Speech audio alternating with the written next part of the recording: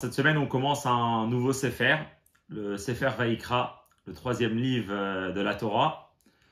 C'est un livre qui va aussi être appelé dans la Gemara, dans le Midrashim, comme Torah de Kohanim, les lois des Kohanim, des prêtres. Parce qu'en vérité, dans ce livre, on va étudier énormément de choses, énormément de lois qui concernent surtout les Kohanim. On va discuter les lois des sacrifices, les lois de pureté, d'impureté par rapport au Kohen pour entrer dans le Beth Amikdash, etc. Mais le début du Sefer, il parle donc des sacrifices. Le sacrifice, c'est les animaux qu'on devait offrir. Au départ, c'était dans le Mishkan, après plus tard dans les Bamot, et après dans le Beth Amikdash, à Yerushalayim. Ce n'est pas tous les animaux qu'on pouvait offrir. Il y a différents critères qui sont écrits dans la Torah pour savoir quel animal on peut offrir, qu'est-ce qu'il doit avoir, qu'est-ce qu'il ne peut pas avoir, etc. Et ça, c'est le début du Sefer Vaïkra. Pourquoi on offrait des sacrifices? Différentes raisons. Mais une des raisons essentielles, c'était surtout pour se pardonner de certaines fautes qu'on aurait pu commettre. Ou bien c'est des fautes générales du peuple juif, ou bien des fautes individuelles, une personne qui avait commis un certain péché, il pouvait venir et se faire pardonner, etc. Et après, il y avait aussi des sacrifices qu'on apportait pour faire des cadeaux à Hachem. La vérité, c'est que les sacrifices, c'est quelque chose d'essentiel dans la vie juive. Alors aujourd'hui, après le Beth Amikdash, on n'a plus. Mais quand on voit dans la Torah, le Beth Amikdash, le Mishkan, c'était ça, comment on peut servir Dieu. Et c'est ce qu'on discute justement dans le Sefer Vaïkra. Dans la Sikha d'aujourd'hui, le Rabbi va nous enseigner, va apprendre sur quel est le sens profond des korbanot, quel est le sens profond des sacrifices, qu'est-ce qui se passait quand on les ramenait, quel était le but des sacrifices, d'un point un peu plus profond que ce qu'on connaît quand on lit le sens simple. Et c'est une Sikha qui va beaucoup être basée pour arriver à la fin à un très bel enseignement sur le chinour, sur l'éducation des enfants. C'était une sikha où le Rabbi a dit, c'était Shabbat Parashat Vaïkra Tafshin Mem en 1980. C'est une période où le Rabbi avait un très très grand shturem. Il faisait beaucoup de choses pour renforcer et pour encourager l'éducation des enfants et des très jeunes enfants. Dans ce Samringen-là, le Rabbi raconte la fameuse histoire du Tzemar Tzedek. Donc, le troisième rabbi de Lubavitch, quand c'était un enfant, quand il était âgé de 3 ans, et on lui a fait ce qu'on appelle la Achnasat Reder, c'est la première fois où on l'a ramené lire, etc., lire des passouk de la Torah. Et la coutume, elle est qu'on commence à lire avec un enfant, quand il commence à lire la Torah, on doit commencer justement du Sefer Vaïkra. Notre Sefer à nous, qui est le troisième livre de la Torah, c'est là on apprend à l'enfant les lettres du Aleph, Bet et ainsi de suite. Il y a toute une histoire connue parce que au début de Sefer Vaïkra, il y a le petit Aleph. Et le Tzemar Tzedek avait une question, il est parti voir son grand-père, l'Admour Azaken, qui lui a répondu quel était le sens de ce Aleph, etc. Et donc c'est une histoire qui est connue. On peut aller la voir dans différents livres. Dans le Sefer Asichot, déjà, c'est le beau-père du Rabbi, le Rabbi Yosef Yitzhak, qui la raconte, et le Rabbi l'a raconté à plusieurs occasions. Mais là, dans cette Sikha-là, le Rabbi, il va se baser justement pour essayer de comprendre quelle est cette coutume-là. Comment ça se fait que quand on vient pour commencer à enseigner la Torah à un enfant juif, on va commencer spécialement du Sefer Vaïkra, des lois qui concernent les sacrifices, les korbanot. Et ça, c'est toute la Sikha. Alors, on y va. Bien sûr, la Sikha, elle est imprimée dans Chelek Chaf Bet, donc volume 22 de l'Ikutei Sichot. Et c'est la première Sikha du livre. On y va. Ita be Midrash, c'est rapporté dans le Midrash. Et c'est aussi quelque chose qui va être rapporté dans le Shulchan Aruch, en tant qu'alacha, que Amar Rabbi Yassi dit Mipnema matrilin letinokot betorot kohanim ve'en matrilin bebereshit. Comment ça se fait que quand on vient pour commencer à enseigner la Torah à un enfant, à un petit enfant très jeune, on va commencer à lui apprendre les lettres de Torah de Kohanim. On va commencer à lui apprendre à lire du livre de Vaïkra. Comment ça se fait qu'on ne commence pas tout simplement de Bereshit? Bereshit, c'est le début de la Torah. Ça aurait dû être de là qu'on commence à lui apprendre la Torah. Et il répond comme ça à Rabbi Assi. Et là, Shatinokot théorim vers korbanot théorim. Parce qu'en réalité, les enfants et les jeunes enfants, ils ont une qualité spéciale. C'est qu'eux, ils sont théorim. Théorim, c'est-à-dire ils sont purs. Et les korbanot, les sacrifices, ils sont aussi purs. Donc en fait, ce que la Torah, elle dit, c'est que yavou théorim, veitasku bi théorim. Que les personnes pures, donc que ces jeunes enfants qui viennent et qui s'occupent et qui se consacrent avec quoi? Avec des choses qui sont aussi pures, qui sont les sacrifices. Et ça, c'est la source pour cette coutume, qui est aujourd'hui dans énormément de communautés, pour comment ça se fait qu'on apprend avec un enfant depuis le début du Sefer Vaïkra. Parce qu'un enfant, il est tahor, les korbanot, ils sont tahor, donc c'est pour ça que l'enfant va commencer à étudier les korbanot. Ma pirouge va à korbanot théorie. Yesh mefarshim, dainu sha korbanot baim betahara, velo betuma. Vacherim mefarshim, sha korbanot metaharim et adam inachet. Dans la vérité, alors les enfants ils sont purs, ça a l'air assez simple, mais on verra à la fin de la sikha une belle explication. On va surtout s'arrêter sur ça, que les korbanot, ils doivent être purs, ils doivent être tahor. Qu'est-ce que ça veut dire qu'un korban doit être tahor? Alors il y a différentes explications. Dans le Midrash, il y en a qui vont proposer de dire que c'est pas le korban qui est tahor. Le korban c'est un animal, mais c'est la personne qui amène le korban que lui doit être tahor. Une condition pour offrir un sacrifice au Mishkan, après au Beth Amikdash, c'est que la personne devait être tahor. Donc c'est ce qu'on dit, le korban est tahor, c'est la personne qui emmène le korban, lui, il doit être tahor. Une autre explication, c'est, on va traduire le mot tahor, pur, pas pur avec de l'impureté, mais pur de la faute.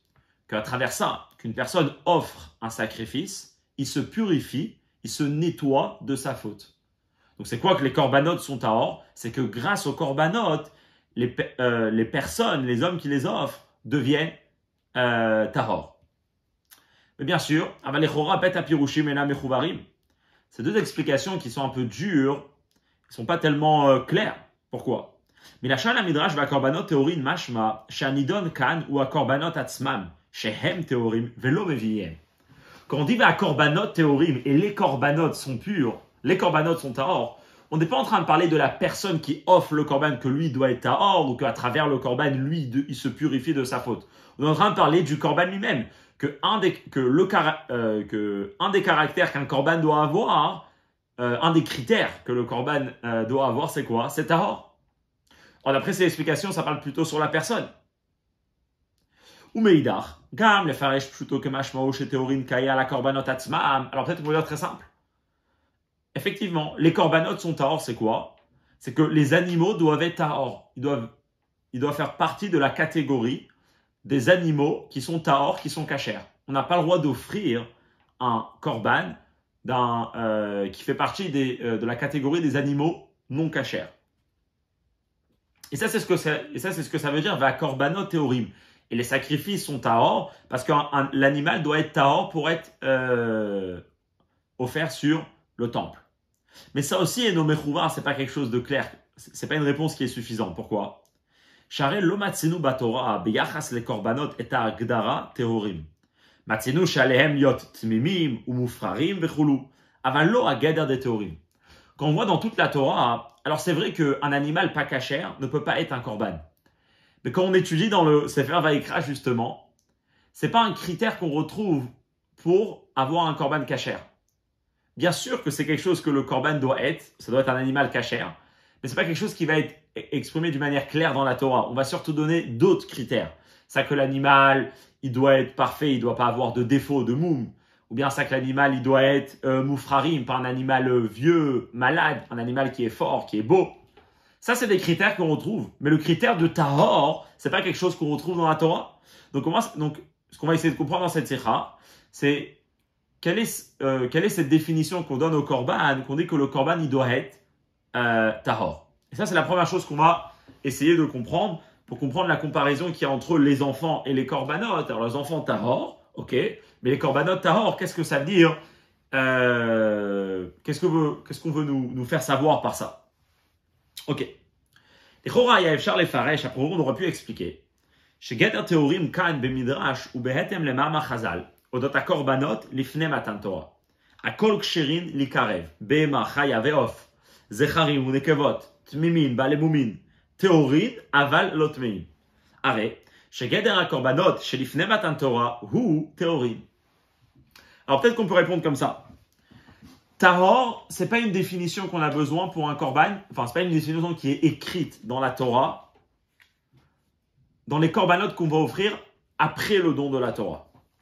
Mais on voit dans l'histoire que même avant le don de la Torah, on a offert des korbanot.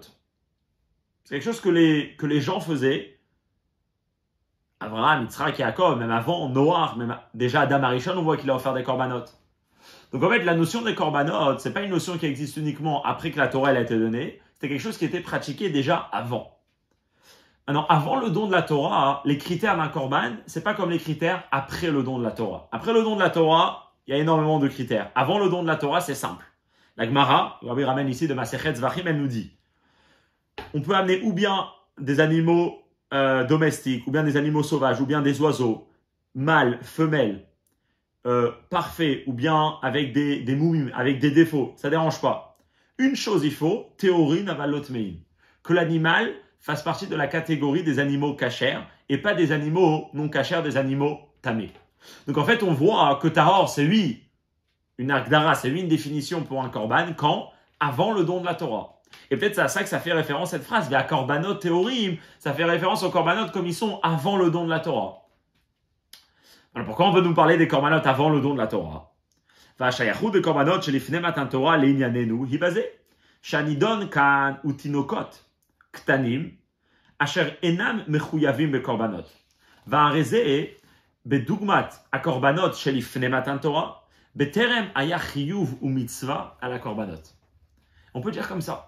Ici, on vient comprendre comment ça se fait qu'un enfant, très jeune, l'âge de 3 ans, doit commencer à étudier les lois des korbanot. On veut essayer de trouver une comparaison. On trouve une comparaison qui est magnifique. On voit qu'un enfant, il est tahor.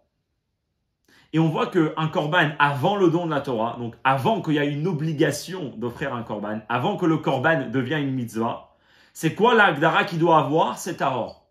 Donc c'est une très belle comparaison avec l'enfant, que lui aussi l'enfant, il a un stade dans la vie où la Torah ne lui a pas encore été donnée. Sous-entendu, la Torah n'est pas encore une obligation, il n'a pas le chiyuv, il n'a pas la mitzvah, il peut le faire s'il veut, il peut pratiquer un peu, mais il n'a pas d'obligation. Ça nous rappelle un peu la situation dans le monde avant le don de la Torah, où les korbanot n'étaient pas une obligation, mais n'étaient quelque chose que si on voulait, on les faisait, mais ce n'était pas une obligation.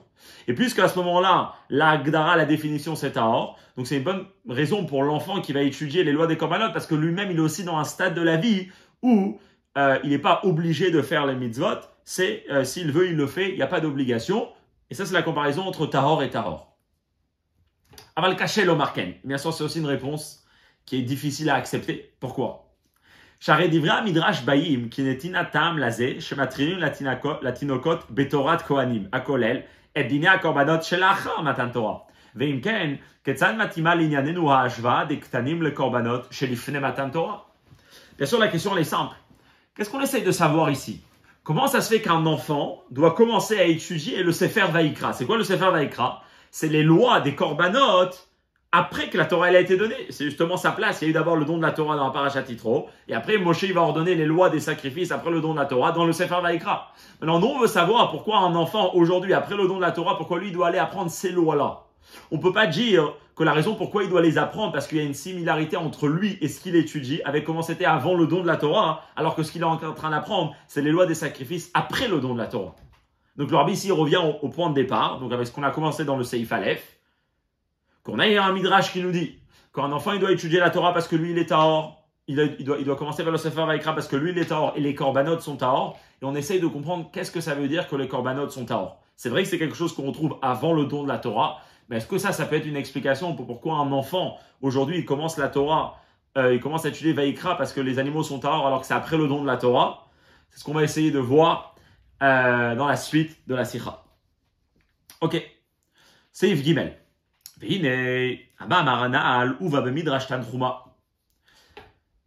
Cette phrase-là du Midrash, qu'on a ramené au début de la Sikha, alors comme le Rabbi ramène dans la note 1, elle est rapportée dans plusieurs Midrashim. Ok? Elle est aussi rapportée dans le Midrash Tanchuma, et là-bas, il y a une suite à ce Midrash, qui dit comme ça. בהמשך לזה יתשם. לפיכך, אני מעלה עליהם, כאילו הם עומדים ומקריבים לפניי קורבנות. Des très belles phrases où Dieu il dit que quand ce petit enfant-là, il va lire le Sefer Vaïkra, Dieu il considère comme si lui-même il est là, cet petit enfant, en train d'offrir un korban à Dieu. Il n'est pas seulement en train de lire des lois de korban, mais lui-même il est là en train d'offrir un korban. Veodiacha, la Torah te fait savoir, que même que ça va arriver un temps où le temple, le Beth Amikdash, va être détruit. Et donc, on ne pourra plus offrir des korbanot sur le misbéach dans le temple. Et bien quand même, il loulé à Tinokot, si on n'aurait pas eu ces petits enfants-là, chez Corinne Besséder à Korbanot, qui auraient lu les lois et les versets de la Torah qui concernent les korbanot, lo aya haolam omed, le monde n'aurait pas pu tenir. Le monde tient grâce au mérite de ces petits enfants qui lisent le Sefer Vaïkra. Un très beau midrash, mais qui a besoin un peu plus d'explications parce qu'il y a une suite qui va un peu poser problème. Vetamoua, c'est étonnant. Betanchuma atzmo mamsher sham. À la suite de ça, dans le midrash Tanchuma, le midrash il continue comme ça. Lefichach amar hakadosh baruch hu leIsraël. Im atem oskim beparashat korbanot, ma'ale ani alechem. Kilu atem makrivim korban chulu. Ainu, shekol haosek beparashat korbanot, velo tinokot bilvad, הרי מעלה אני עליו כאילו הוא מקריב קורבן בפועל. ואיך עולים הדברים בקנה אחד עם דברי המדרש לעיל מיני, שאילולא התינוקות דווקא שקוראים בסדר הקורבנות, לא היה עולם עומד. Le midrash il continue, il dit comme ça. Et Dieu il dit, Dieu il se tourne vers le peuple juif, à l'ensemble du peuple juif, grand comme petit. Et il leur dit que quand vous allez étudier les lois des corbanotes, je considérerai ça comme si vous-même vous êtes là en train d'offrir un corban.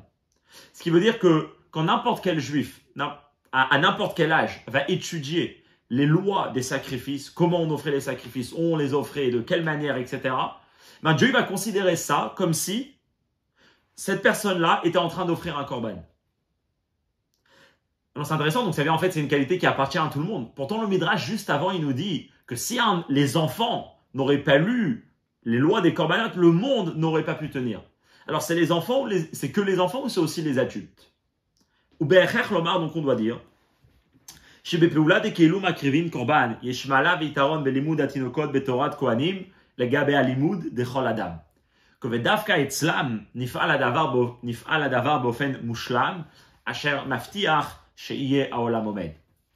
En fait, on doit arriver à la conclusion de dire comme ça. Quand n'importe quelle personne du peuple juif étudie les lois des corbanotes, on considère à ce moment-là comme s'il est en train d'offrir un corban.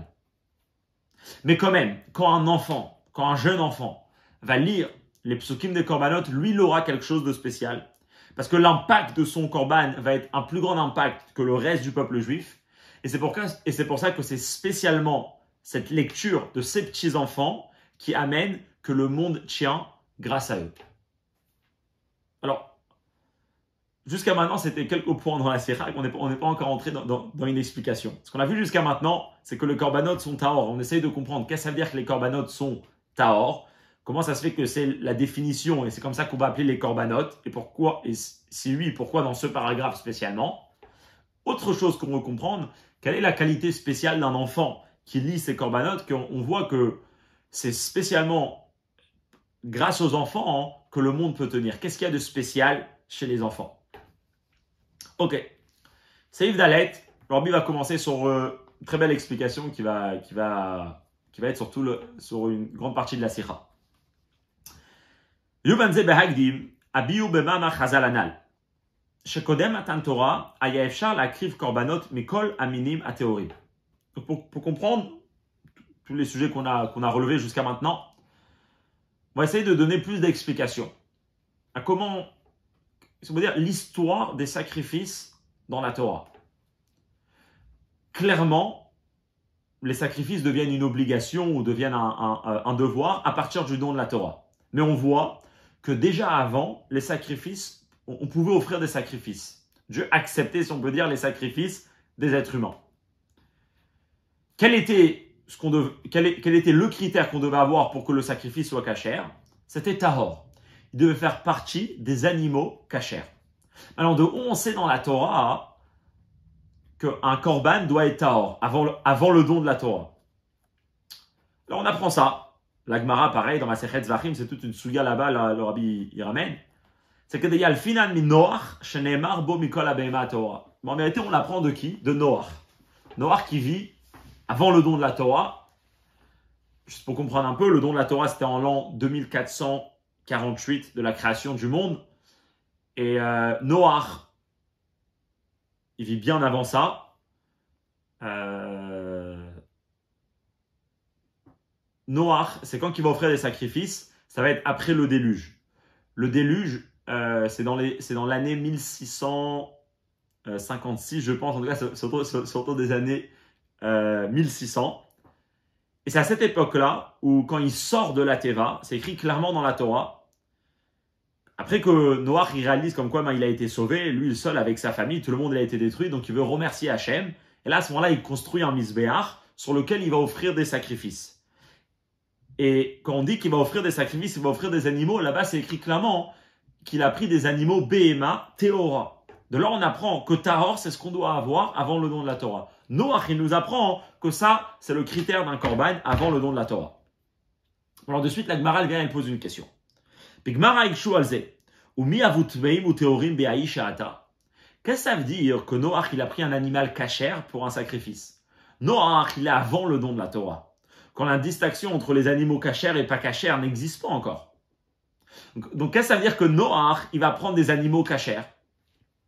Ou me voir Sham, et là-bas la Gemara elle répond, Sheinian Teorin Beotozman, Ayameotan Shatidin Taer. Alpi Girsazo Bigmara, ou Kfish Mever Hashem et Piroshua la Torah. Il y a plusieurs Girsaot quelle est la réponse, mais le Rabbi ramène la Girsa de Rashi dans la Torah et la Girsa qui est rapportée dans Shita Mekubetset. La Gemara elle répond comme ça, qu'effectivement, Noach il a ramené un animal cachère. C'est quoi un animal cachère? Il a ramené un animal que plus tard, dans le futur, donc après le don de la Torah, il deviendra un animal cachère. Il a apporté une vache, un agneau ou n'importe qui l'a amené. Est-ce qu'aujourd'hui elle est cachère? Non.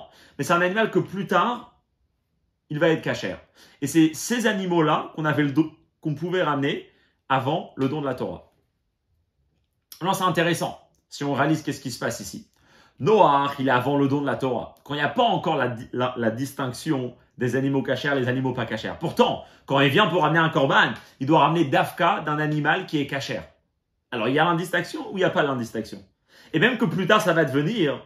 Mais si c'est que plus tard et pas aujourd'hui, alors pourquoi aujourd'hui, ça doit être exclusivement de ces animaux? On dirait comme si Noach, il appartient au don de la Torah, mais il n'appartient pas au don de la Torah. Qu'est-ce qui se passe? Rabbi va expliquer. Vaïnou. Chez Bekorbanot, chez Noach, Kodem Matan Torah, Yadavar Veifucho. Chez Noach, dans ses sacrifices, on trouve deux opposés. D'un côté, à Korbanot, chez Vin Noach, Lo Ayu Inyan, Shel Kiyum Mitzvah. Noach, quand il offre un sacrifice, il n'est pas en train d'accomplir une mitzvah. C'est écrit nulle part dans la Torah qu'il a le devoir d'offrir le sacrifice qu'il emmène. Ou bifrat, shelo matzin, ou ben Noach, shekiem kol Torah kulat shelo nitna. En plus que d'une manière générale, Noach, c'est pas une personne qu'on est au courant qu'il accomplissait les mitzvot. On sait que les Avot, les patriarches, depuis Abraham, qui sont aussi avant le don de la Torah.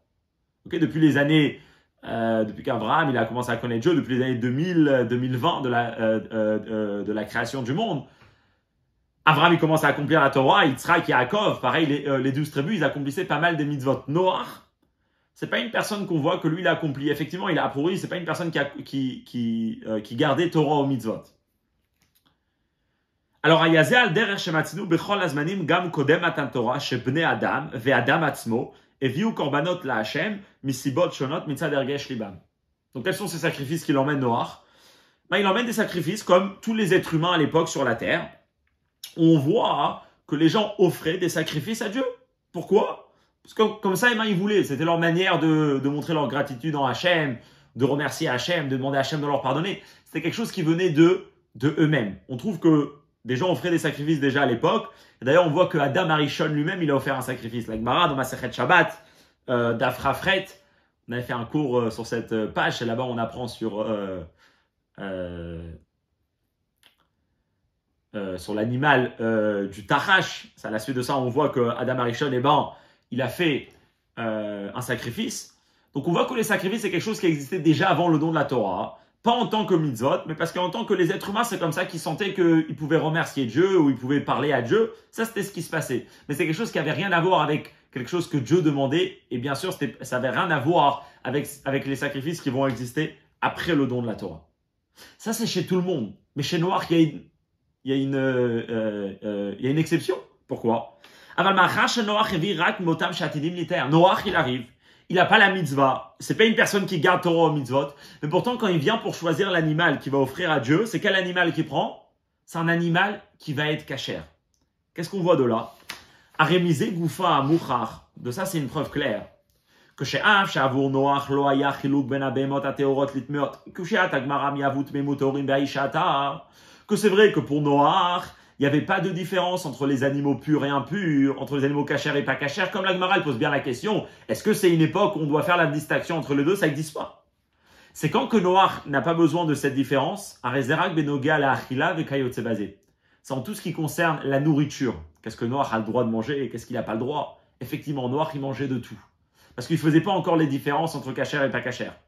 Avala avdala di théorim utmeim al shem et atid, kvar aita kaimet etso. Mais c'est pas que la notion de Tahor et Tamé dans les animaux n'existait pas du tout à l'époque de Noach. Elle existait. Elle n'existait pas par rapport à tous les domaines qu'elle va exister après le don de la Torah. Après le don de la Torah, Tamé ou Tahor, ça a beaucoup de conséquences. Est-ce que j'ai le droit de manger? Est-ce que j'ai pas le droit de manger? Qu'est-ce que j'ai le droit de faire avec? Est-ce que je peux le droit de faire avec? Est-ce que j'ai le droit de faire du commerce? Je peux le droit de faire du commerce? Est-ce que je peux l'offrir en tant que korban? Est-ce que je peux pas l'offrir en tant que korban? Chez Noach, il avait aucune, ça faisait aucune différence entre un animal Tahor ou pas. La seule différence que ça pouvait faire, c'était par rapport au korbanot.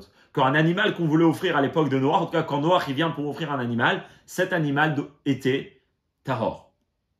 Venimtsa. Qu'est-ce qu'on voit de ce résultat de ce qu'on vient de dire maintenant? Chez Mizman Noach aitakvar atrala les guidera Torah.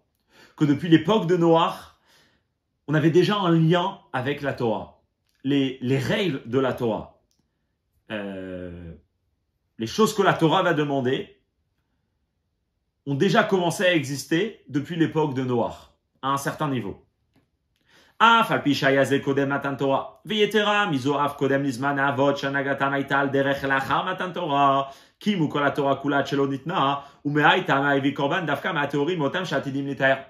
vrai qu'on est avant le don de la Torah. C'est vrai qu'on est même encore avant l'époque de nos patriarches, de nos avot, que eux, c'est vrai qu'ils sont avant le don de la Torah, mais eux, quelque part, d'eux-mêmes, ils acceptent d'accomplir toutes les lois de la Torah. On est encore avant cette période, parce on est à la période de Noach. Mais quand même, déjà dans cette période, la Torah, elle commence à avoir un certain impact, qu'on va voir un peu exactement après plus tard qu'est-ce à dire. Mais on voit déjà que la Torah, elle commence déjà à avoir un certain impact, et donc c'est pour ça que Noach doit faire cette distinction entre les animaux cachers et pas cachers par rapport au sacrifice. Donc ce qu'on vient de voir de là, c'est qu'il y a trois époques. Il y a l'époque de Noach, il y a l'époque des Havot, et il y a l'époque du don de la Torah. Il y a l'époque du don de la Torah où c'est une obligation. Il y a avant le don de la Torah, quand c'est pas une obligation, mais on le fait quand même. Ça, c'est les patriarches. Et il y a encore avant, quand on a un lien avec la Torah, uniquement dans un détail de la Torah, qui est le détail des korbanot. Maintenant, comment ça se fait que Noach, il est lié avec la Torah uniquement par rapport aux korbanot? Alors, on peut dire que c'est comme ça, c'est ce qui est écrit dans la Torah, c'est ce qu'on voit dans la Torah. Mais c'est sûr qu'il y a une explication profonde. Comment ça se fait que de toute la Torah, quand on est avant l'époque de la Torah, avant l'époque des Havot, on pourra avoir déjà un lien avec les korbanot? Alors, le rabbi dit comme ça ici. Puisqu'on voit que l'époque de Noach, elle a un lien avec la Torah exclusivement par rapport au inyan des korbanot, yesh lomar, il faut dire comme ça. Dehainu mishum, shedafka inyan ha-korbanot, shayach beofen meyuchad, gam kodem kabbalat ha-Torah matan Torah. C'est parce que la notion des korbanot, le sens profond d'un korban, la chose pour laquelle le korban il nous a été donné, ben c'est quelque chose qui peut exister et c'est une notion qui existe même avant que le peuple juif reçoit la Torah. Même avant que la Torah est donnée, donc même avant quelque part que la notion des mitzvot sont données au peuple juif, ben, la notion du korban peut déjà exister. Comme le rabbi va expliquer, parce que les mitzvot, ça représente quelque chose, et le korban, c'est vrai qu'il fait partie des mitzvot après le don de la Torah, mais il a quelque chose de spécial, qui est encore plus fort que le reste de tous les mitzvot. Et c'est pour ça que même quand les mitzvot ne sont pas encore donnés au peuple juif, cette notion-là du korban peut déjà exister, et c'est ce qui existait chez Noach. Donc c'est là où on va comprendre qu'est-ce que le korban représente. Ok, donc juste pour faire un résumé, il y a un petit pile-poule. On a commencé par un midrash. Le midrash, il nous dit qu'un enfant il commence à étudier le Sefer Vaïkra. Pourquoi? Parce que lui, il est Tahor et les Korbanot, ils sont Tahor. Qu'est-ce que ça veut dire qu'un Korban est Tahor? On a proposé plusieurs réponses qui n'étaient pas satisfaisantes. Donc, le Rabbi, c'est justement ce qu'il va développer en cette sira. Qu'est-ce qu'on veut nous faire savoir par ça qu'on dit que Tahor, que le Korban est Tahor? On voit que c'est quelque chose qui existait à l'époque de Noach, mais quel rapport avec nous? Autre chose qu'on veut comprendre, pourquoi spécialement quand un enfant il lit le Sefer Vaïkra, ben c'est là que le monde peut tenir. Et là on a commencé à développer que quand on parle par rapport aux Korbanot, on voit qu'il y a eu 3 étapes dans l'histoire des Korbanot. Il y a eu à l'époque de Noach, il y a eu l'époque des Havot, il y a eu l'époque du don de la Torah. Et on voit que le Korbanot, il commence à exister déjà à l'époque de Noach. C'est parce que les Korbanot représentent quelque chose qui peut exister avant que la Torah ait donné au peuple juif. Qu'est-ce que c'est? C'est ce qu'on va voir dans le Seif. On y va. Une des explications qu'on peut donner, c'est la suivante. Un Korbanot, un sacrifice. Gam elu sheleachar matan Torah, is afalpi shehem mitayag mitzvot haTorah, ine bepeulatam וממילא במהותם, הרי הם למעלה מתורה ומצוות. ולכן הם מחברים ומשלימים החיסרון שעל ידי היעדר התורה ומצוות. Le point de l'explication pour comprendre un korban, qu'est-ce que c'est un korban? C'est la suivante. Un korban, même après le don de la Torah, même une fois qu'il va être écrit dans le Sefer Vaïkra, même une fois que ça va être une obligation pour une personne d'offrir un korban dans certaines circonstances. Donc, a priori, le Korban, c'est quoi? C'est une des 613 mitzvot, un des 613 commandements, quand même. L'impact du Korban, et donc, qu'est-ce que c'est un Korban? C'est quelque chose qui est encore plus fort que Torah ou mitzvot.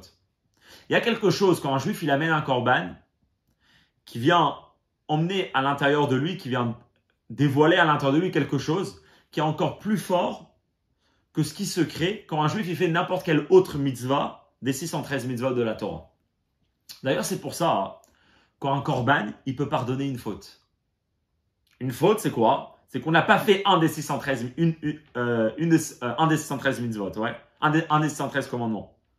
Le korban, il peut, par ça qu'un juif il ramène le korban tratat, le korban hacham ou le korban ola pour l'ensemble du peuple juif, etc.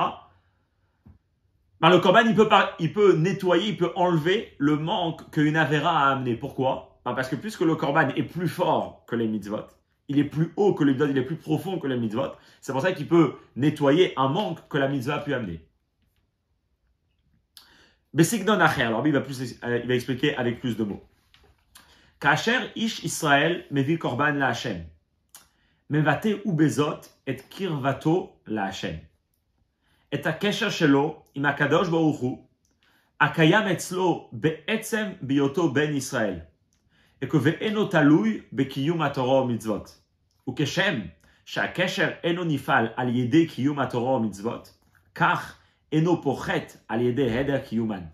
כי הקשר העצמי בין איש ישראל לקדוש ברוך הוא למעלה מתורה ומצוות. Des mots très forts. Il faut comprendre ici. Pourquoi la Torah et mitzvot, ils ont été donnés au peuple juif? Alors, c'est des longues notions de chassidut, qu'on ramène ici Bekitsur, mais le but d'une mitzvah, c'est d'attacher le juif à Dieu. Pourquoi on a tellement de mitzvot?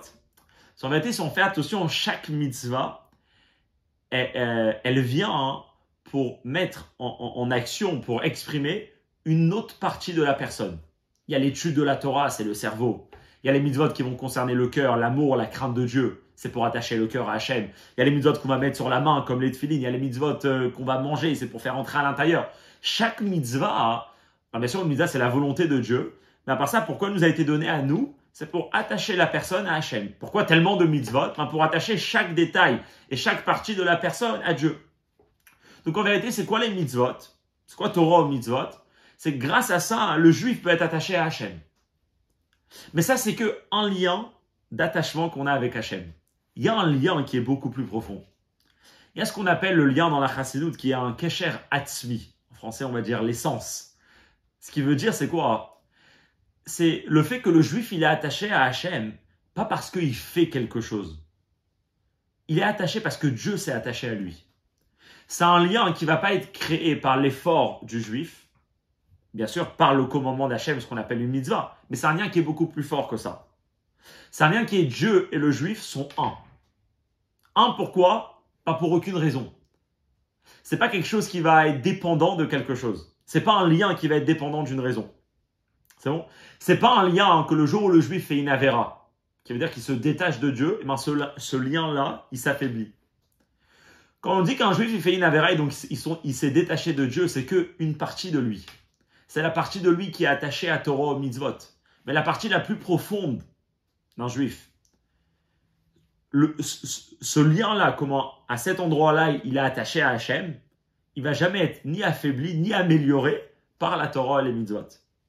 Ok? Et en fait, c'est deux attachements que chacun on a avec Hachem. Un attachement qui est ancré, qui est là depuis le départ, et un deuxième qui est là pour attacher à Dieu aussi le reste de notre personne, notre tête, notre cœur, nos actions, etc. Alors, c'est quoi un korban? Un korban, ça vient du mot karov, qui veut dire proche. Quand un juif, il ramène un korban, alors bien sûr qu'un korban, c'est une mitzvah. Mais c'est quelque chose de beaucoup plus profond qui vient quand un juif, il fait un korban. Quand un juif, il fait un korban, il est en train d'exprimer et de dévoiler ce lien-là très profond qu'il a avec Hachem. Le karov, la proximité qu'il a avec Hachem, qui est dépendant de rien du tout. Qui est juste le fait que le juif et Dieu sont un. Et ça, c'est la spécialité d'un korban. Ça, c'est ce que le korban vient exprimer. Quand un juif il emmenait un korban à Dieu dans le Beth Amikdash, bien sûr, il y avait énormément de lois et de mitzvot qu'on devait savoir comment faire le korban. Mais tout ça, c'était pourquoi? C'était pour dévoiler le lien intérieur et profond, l'essence du juif qui est attaché avec l'essence de Dieu. Donc, on comprend que le korban, c'est quelque chose de très spécial. D'ailleurs, il va donner un exemple pour comprendre c'est quoi le lien qui se dévoile et qui s'exprime à travers le korban. Il dit, ça va derech ma shenemar banim atem la Hashem Elokechem af al pi shechatu banayhem. Un exemple pour ça, ça va être un lien de père et enfant. Un père et un enfant, ou une mère et un enfant, ouais. C'est pas un lien qui est dépendant de quelque chose. On n'est pas attaché parce qu'il y a une certaine raison, ou une certaine action, ou une certaine émotion, ou une certaine idée qui nous attache. On est attaché parce qu'un père et son fils sont un. Le fils, il vient du père. C'est pour ça, d'ailleurs, il y a une phrase qui dit... Alors, ce qui est intéressant, c'est que le peuple juif dans la Torah, il va être appelé Banim. Il ramène un passage de la Torah. Vous êtes les enfants. Qu'est-ce qu'on veut dire par là? Vous êtes un enfant. C'est vrai que je vais donner la Torah. La Torah, c'est pour attacher le reste de votre personne. Mais l'essence de chacun, elle est déjà attachée à moi. Elle est déjà attachée à Dieu. La Gemara, elle dit, vous êtes mes enfants. Même si vous avez fauté, vous êtes mes enfants. Qu'est-ce que ça veut dire? Même si vous avez rompu ce lien-là qui est avec Dieu, qui est créé à travers les mitzvot, ben vous êtes encore attachés à moi. Ce qu'on vient de dire juste avant. Et maintenant, on comprend pourquoi les sacrifices, essentiellement, ils venaient pour pardonner sur des fautes. Parce que c'est en pardonnant une faute qu'on peut voir l'expression de ce lien, l'expression de cet attachement. C'est quand qu'on peut voir qu'on est attaché sans aucune raison, mais parce que nous deux on fait un, parce que le juif et Dieu fait un.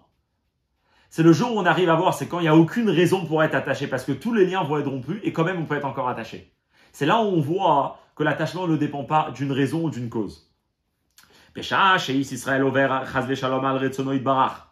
un juif transgresse la volonté de Dieu, et donc qu'est-ce qui se passe? L'effet d'une avéra, c'est quoi? C'est upog Rachmana litzlan, berduto imakadosh baruch hu haba alidei Torah mitzvot. Donc que Dieu nous en préserve à ce moment-là. L'union qu'il avait avec Hachem, elle est rompue, elle est coupée, elle est brisée. Mais quelle union? L'union qui vient à travers la Torah mitzvot. Alors si on est rompu, ben il n'y a plus de lien. On te dit non. Biecholto letakenzot, tu peux arranger, tu peux continuer à être attaché avec Hachem. Comment? À l'aider à korbanot par le korban. C'est-à-dire על-ידי שמעורר ומגלה על ידי הקרבת הקורבן את הקשר העצמי בין איש ישראל לקדוש ברוך הוא, שאין שייך בו כל פגם. Par ça qu'on amène un korban, et par ça que le juif, quand il ramène le korban, il va dévoiler, il va réveiller à l'intérieur de lui ce lien-là, cet attachement à Dieu, qui ne dépend de rien du tout, et qui ne va pas être affaibli à travers des fautes. Ben, par ça qu'il ramène le korban, automatiquement il pardonne. C'est quoi il pardonne? Il peut nettoyer, il peut laver la saleté, la tâche que la faute a pu amener dans son âme. C'est pour ça que le korban, c'est quelque chose qui pardonne. Juste une notion à ça qu'on connaît, comme le rabbi ramène dans la note 28, c'est la notion de la teshuva. En fait, tout le korban, ça nous rappelle la teshuva. C'est quoi la teshuva? Si la personne elle a fauté, elle s'est détachée, donc il n'y a plus de lien. La teshuva, elle dit non, t'étais tout le temps attaché. Parce qu'il y a un lien à l'intérieur de toi qui n'a jamais été coupé. Le kesher atzmi qui est entre Dieu et le peuple juif. Et ça, c'est ce que représente le korban. Cette idée-là pourra nous répondre à une autre question. Une fois qu'on comprend qu'est-ce que c'est le korban, c'est pas juste une mitzvah comme tous les autres, mais c'est quelque chose qui vient pour dévoiler et pour mettre en avant un attachement spécial que Dieu va avoir avec le peuple juif. Alors, al-pi anal, grâce à ça, ba'gam tosefet avana bichlalut inyan korbanot. On pourra répondre à une question que souvent on se pose par rapport à toute cette idée-là de faire des sacrifices. L'echora yesh makom lishol. כיצד ייתכן שקו העבודה שקבע הקדוש ברוך הוא לבני ישראל הוא על ידי עבודת הקורבנות, על ידי שחיטת בהמה וכולו, והקרבתה על גבי המזבח? לכאורה הייתה מתאימה יותר עבודה רוחנית, עבודה שבלב, תפילה וכיוצא בזה, המבטאת את הקשר בין בני ישראל לאלוקות באופן גלוי יותר. Il y a une grosse question qu'on se pose tous quand on commence à étudier le Sefer Vayikra. Le Sefer Vayikra, c'est Dieu, il dit, regardez, j'ai demandé Veshachanti betocham, j'ai demandé d'avoir une maison dans laquelle j'ai résidé. Dieu, il veut qu'il y a un endroit sur terre dans lequel il soit dévoilé, dans lequel quand une personne vient dans cet endroit, ben, il peut vraiment s'attacher avec lui. Le centre de la vie juive, c'est le Beth Amikdash. Aujourd'hui, on est en exil, on n'a pas encore le Beth Amikdash, c'est un peu dur à comprendre, mais il faut comprendre que le Beth Amikdash, c'est là-bas quelque part où s'exprime vraiment l'identité du peuple juif. C'est là-bas vraiment où le service de Dieu est mis en action. Le vrai service de Dieu, le vrai attachement à Dieu, c'est quoi? Beaucoup de choses, c'est des petits détails dans la vie. Mais le point général du peuple juif, c'est le Beth Amikdash. Alors, qu'est-ce qu'on faisait au Beth Amikdash? On prenait un animal, on lui faisait la shrita, on récupérait le sang, on le versait sur le mizbeach, on mettait de la graisse, et une partie on brûlait, une partie on mangeait. Et là, on se pose la question. Comment ça se fait que ça, c'est la manière comment Dieu il a voulu qu'on s'attache à lui? Il n'y a pas une autre manière un peu plus élevée, un peu plus spirituelle, un peu plus raffinée pour montrer le lien spécial qu'une personne peut avoir avec le divin, avec Dieu? Comme on l'avait dit, ça aurait pu être plus logique de peut-être proposer autre chose. La prière, la méditation, un travail, que la personne elle travaille ses émotions, elle travaille son intellect. Ça, c'est des vraies qualités de la vie qui sont des qualités spirituelles, qui sont des choses plus raffinées. C'est pas seulement des actions qui n'ont rien à voir avec moi, une action qui est faite sur un animal. Ça a l'air quelque chose de plus logique pour montrer le lien que Dieu a avec nous, avec le peuple juif. Comment ça se fait que Dieu il a choisi cette chose-là qui est les corbanotes? Et la question est encore plus forte quand on sait que les corbanotes, c'est pas quelque chose qui existe et qui est demandé uniquement des juifs. Même un goy peut ramener un korban. Un non-juif aussi, une des manières de s'attacher à Dieu, c'est quand il offre un sacrifice. Pas seulement d'après leur loi, d'après la Torah elle-même, ou bifat. שעניין הקורבנות אינו מיוחד רק לבני ישראל, שהרי גם לאומות העולם יש להם אפשריות להקריב קורבנות. Même les autres nations du monde peuvent offrir des sacrifices. Plus que ça, comme il ramène dans la note 31, c'est quelque chose qu'aujourd'hui, nous, on ne peut pas ramener, parce qu'aujourd'hui, on n'a pas le Beth Amikdash, mais un goy, il peut ramener, et un juif peut, c'est la loi qui est rapportée dans le Rambam, dans la Gemara, dans le Rambam. Un juif peut apprendre à un goy comment offrir les sacrifices selon les lois de la Torah. Lui-même, il n'aura pas le droit, mais il peut le dire à un goy. En fait, la notion des korbanos, c'est quelque chose qui est universel, qui existe, c'est tout le monde. Va filou bebet amigdash kadoua. Même un goy pouvait offrir un sacrifice dans le temple. Il n'y a pas seulement les juifs. Un goy qui vient et qui va offrir un korban au bet amigdash, il peut. Donc comment ça se fait que là va s'exprimer le lien que Dieu a avec le peuple juif? Ça aurait déjà été apparu dans autre chose, qui peut-être existe uniquement chez nous. Et quelque chose d'un peu plus spirituel, on voit vraiment les vraies valeurs. Mais vers le pianal mouval, mais d'après tout ce qu'on a expliqué dans le Seif He, qui nous montrait bien que dans la vie, il y a l'attachement que le juif il a dans sa personne avec Dieu, mais après il y a un attachement qui est beaucoup plus profond. Et c'est cet attachement qui est encore beaucoup plus profond, qui ne va pas être créé par l'homme et qui va être créé par Dieu, que le korban vient représenter. Mais maintenant on comprend pourquoi ça va être la avoda, la manière comment Dieu va vouloir qu'on s'attache à lui de la manière la plus profonde. Veillez à notenet. דווקא מפני שהתקשרותם העצמית של בני ישראל עם הקדוש ברוך הוא היא למעלה מההתקשרות שעל ידי עבודתם בתורה ומצוות, justement parce que l'essence du lien qu'un juif a avec Hachem est encore beaucoup plus fort que le lien qui peut être créé par un travail personnel de chacun, qu'on va appeler Torah ou Mitzvot. Torah ou Mitzvot, c'est agir dans les différentes parties de la personne, l'étude pour changer la tête, les émotions, l'amour de Dieu pour travailler nos émotions, puisque le lien avec Hachem est encore beaucoup plus fort que ça. Et d'ailleurs, c'est un lien qui vient de où? Ve'i ba'a mitzad bechirato idbarach. C'est un lien qui n'a pas de raison. Pourquoi? Parce que c'est un lien que Dieu a choisi. C'est toute la notion du choix, ouais. Asher af, she'ach esav le Yaakov, isve'af al piken, ve'oev et Yaakov, mitzad bechirato shel HaKadosh Baruch Hu. Il ramène en parenthèse, pas en parenthèse, mais très court. Mais toute la notion du choix, on sait très bien que c'est quand le vrai choix, et on parle d'un choix qu'on est libre, qu'on n'a rien qui nous pousse à choisir un ou deux. Ben, s'il y a une raison, s'il y a des différences entre les deux objets que j'ai devant moi, par exemple, à ce moment-là, c'est vrai que je suis libre, personne ne m'oblige, mais je comprends pourquoi j'y vais là. Il y a une raison pour mon choix. On dit le fait que Dieu, il a choisi le peuple juif, c'est où il n'y avait pas de raison. Dans les mots des psukim, il y a Esav et il y a Yaakov. Ça, il y a le peuple juif et il y a les autres nations. Et les deux, c'est des frères.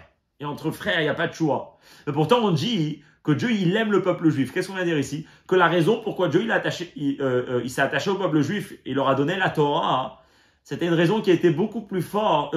C'était quelque chose qui venait de l'essence de Dieu, qui n'était pas basé sur une certaine raison.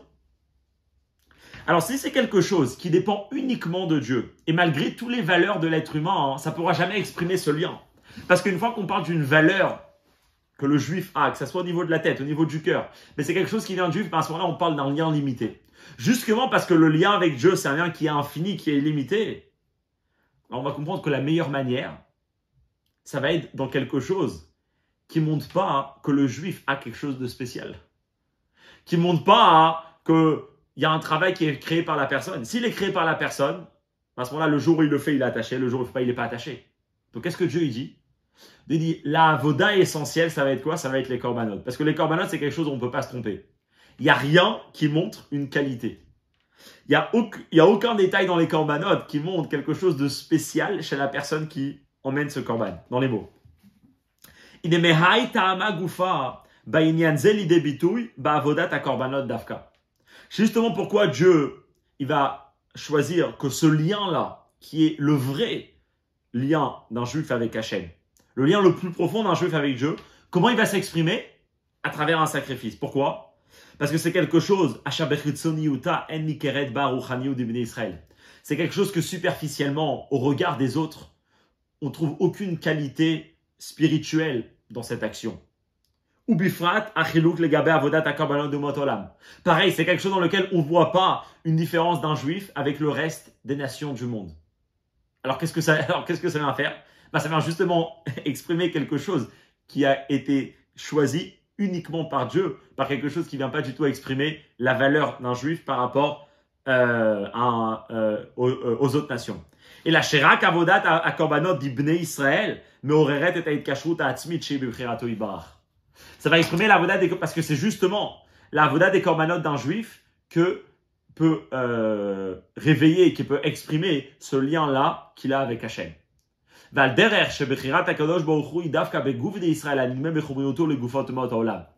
l'explication qui est donnée ici, c'est une explication connue que l'Admor HaZaken y ramène dans le Tanya, où il dit que quand on dit que Dieu a choisi le peuple juif, oui, quand on dit dans la prière, qu'est-ce qu'il a choisi? Il n'a pas choisi l'âme, parce que l'âme, elle a des qualités, c'est normal de la prendre. On veut ici parler d'un choix dans lequel il n'y a pas de raison pourquoi prendre plus un que l'autre. Et c'est quoi ça? C'est pour ça que l'Admor HaZaken a dit, c'est que Dieu il a choisi le corps. Parce que le corps juif, le corps des autres nations, c'est le même. Mais c'est justement là qu'on peut montrer qu'effectivement, qu'est-ce qui a donné la valeur à ce corps? C'est Dieu. C'est pas quelque chose qui vient de l'être humain. Et donc, c'est une qualité qui est infinie, qui n'a pas de limite, comme on va exprimer à travers le korban. Donc, en fait, ces deux séifim, pour comprendre, le séif He et Vav, ces deux séifim qui nous expliquent bien toute cette notion-là du korban, qui est quelque chose qui ne dépend pas de la Torah. C'est quelque chose qui est encore plus fort que la Torah. Une fois qu'on a compris ça, on pourra revenir à ce qu'on a commencé dans le séif Dalet, ובזה יובן הטעם שלקורבנות נוח קודם מתן תורה הייתה שייכות לקורבנות שלאחר מתן תורה, שהיה בהם הגדר des théorim al shem et atid. Alors on va comprendre comment ça se fait que Noach qui est pas au don de la Torah, Noach qui n'accomplit aucune mitzvah de la Torah, pourtant il va lui avoir un lien avec la Torah. Et dans quelle partie de toute la Torah ce lien va s'exprimer, spécialement dans les korbanot? Pourquoi? Qu'est-ce qu'il y a de spécial dans le korbanot que même quelqu'un qui a priori n'a rien à voir avec toute la Torah, il n'accomplit même pas la Torah, pourtant il peut lui être lié avec les korbanot? D'après tout ce qu'on a expliqué, on pourra réussir à comprendre à travers l'explication suivante. Akravat ha-korbanot de Noach ba keoda le Hashem al atzalato min hamabul vayizkor Elohim et Noach gomer. Là, premièrement, pour comprendre l'histoire, c'est quand que, comme on l'a dit au début, c'est quand que Noach il offre ses sacrifices, c'est à la suite de ça qu'il est sauvé du Maboul. À la suite de ça, qu'il est sauvé du Maboul, pour remercier Hachem, il ramène le Korban. Par rapport à ça, que Noach il a été sauvé du Maboul, il y a un passouk dans la Torah qui dit comme ça, que Dieu s'est souvenu de Noach. Et donc c'est à ce moment-là qu'il a décidé de calmer l'eau et de le faire sortir de la teva, etc. Ça c'est un passouk dans la Torah. Il y a d'où abio basé, שהפסוק ויזכור אלוהים את נוח הוא אחד מפסוקי הזיכרונות הנאמרים במוסף דראש השנה. היינו, שעניין ויזכור אלוקים את נוח, אף הוא בכלל יעלה זיכרונכם לפניי לטובה. Et quelque chose d'intéressant. Le jour de la tfila de Rosh Hashanah, qui est le jour du jugement, il y a différents versets de la Torah qu'on va lire dans la prière. Et une partie des versets qu'on va lire, ça va être ce qu'on appelle psuké zichronot, des psukim qui vont parler comment Dieu se souvient du peuple juif et se rappelle du peuple juif pour le bien, pour leur donner du bien, pour agir envers eux avec bonté, etc. C'est le jour du jugement, donc on va ramener des mérites pour le peuple juif.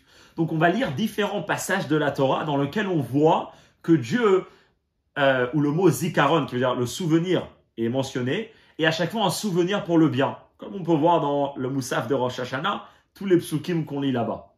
Alors c'est intéressant.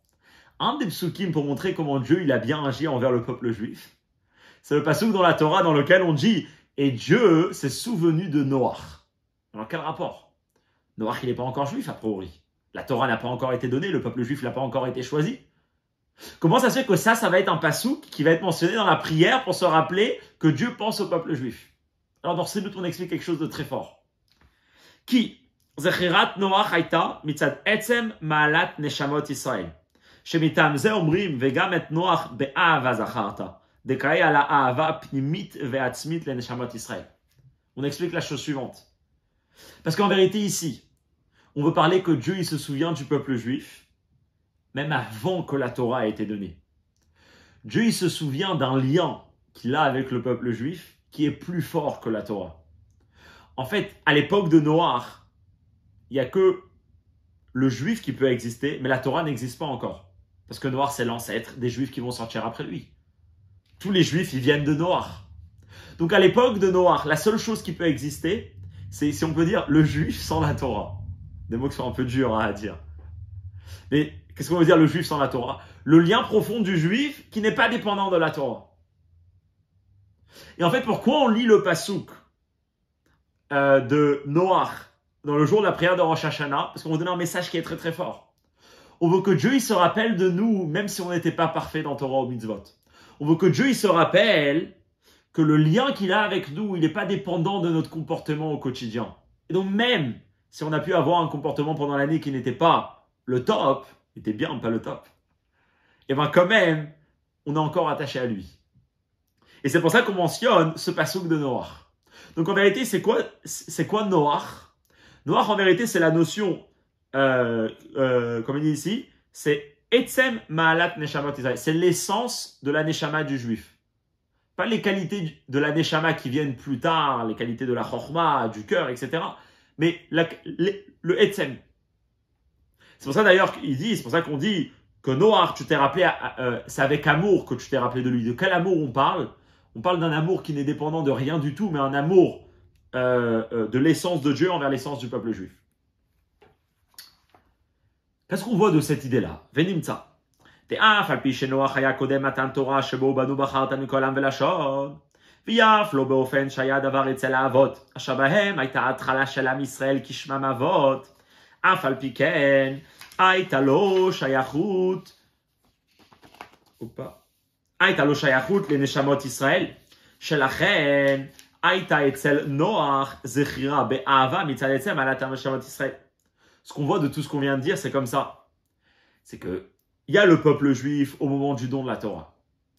Il y a à l'époque des patriarches, on les appelle les avot, c'est que c'est le père du peuple juif. C'est-à-dire que de eux, le fils, il commence du père. Donc même quand le fils n'est pas là, il existe déjà, ça veut dire potentiellement. Donc déjà à l'époque des avot, c'est vrai que la Torah n'existe pas encore, mais elle existe déjà un peu. C'est pour ça d'ailleurs qu'on les appelle les avot, c'est eux la source, c'est eux l'origine du peuple juif. Après, il y a encore à l'époque de Noach où toute cette idée n'existe pas encore. Mais qu'est-ce qui existe? La neshama du juif existe. L'identité du juif existe. Et ça, c'est ce que Noach représente. Or, une fois qu'on comprend que ça, c'est ce que Noach représente, c'est pour ça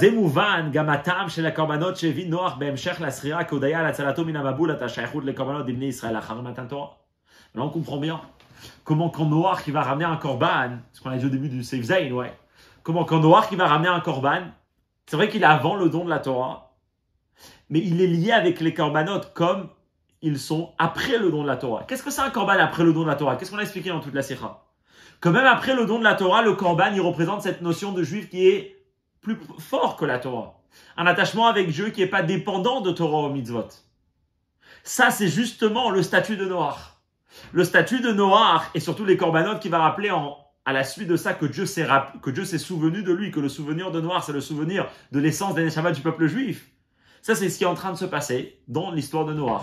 Et c'est pour ça que ces korbanot à Noach, et c'est uniquement dans les korbanot que Noach va avoir un lien avec la Torah, parce que la notion du korban, c'est quelque chose qui peut exister avant la Torah, et c'est quelque chose qui existe quand Dieu il se souvient de Noach après le déluge, puisque de là va venir le peuple juif. Wow. Ça, c'était toute l'explication. À travers tout ça, on pourra revenir à notre question du départ. Comment ça se fait que la Torah, elle appelle les korbanot Tahor? On a dit Tahor, la Torah, donc dans le Midrash. Alors, on pourra répondre à la question du Seif Aleph. On avait une question.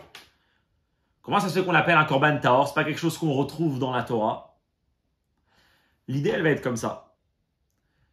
Le korban, comment il est raconté dans le Sefer Vaïkra, et tous les critères qu'on va lui donner, c'est les critères qu'un korban doit avoir après le don de la Torah. Après le don de la Torah, il ne faut pas se tromper. C'est vrai qu'un korban fait partie des 613 mitzvot, mais essentiellement, il représente quelque chose qui est beaucoup plus fort que les 613 mitzvot. Il représente un lien avec Dieu qui est plus fort que le lien de la Torah, du juif avec Dieu à travers la Torah. Donc, quand on vient pour nous dire qu'est-ce que c'est un korban, la meilleure définition, c'est de lui donner la définition de Tahor. Parce que quand on dit Tahor, on veut parler d'un korban avant le don de la Torah, et avant le don de la Torah, on ne peut pas faire l'erreur de se dire qu'un korban, c'est qu'une mitzvah comme tous les autres. Parce que le korban avant Matan Torah, ce n'est pas une mitzvah. Donc c'est justement pourquoi, là, c'est là où il a expliqué, c'est justement pourquoi on donne le mot Tahor au korban. Pourquoi on donne le mot Tahor au korban? Pour nous dire, tu veux comprendre c'est quoi la vraie qualité d'un korban? C'est vrai que tu vas apprendre dans le Sefer Vaïkra que c'est un des 613 mitzvot. Mais à travers le korban, tu peux exprimer quelque chose de beaucoup plus profond. L'idée de Tahor, c'est quoi l'idée de Tahor? La notion que le juif existe avant même que la Torah lui a été donnée. Le juif existe même si son lien avec la Torah n'a pas été mis en pratique. Ça, c'est l'explication dans les mots du Midrash. Odota korbanot de Torah de Kohanim. Quand on vient pour parler des sacrifices de Torah de Kohanim du Sefer Vaïkra, vea korbanot teorim. Asher teorim hi agdara be korbanot de kodem matan Torah ve kanal. Que le mot tahor, c'est une définition dans les korbanot d'après matan Torah. Pourquoi? מאחר שהתוכן הפנימי des korbanot ou kanal, לגלות את האהבה העצמית של הקדוש ברוך הוא שלמעלה מן האהבה שעל ידי התורה.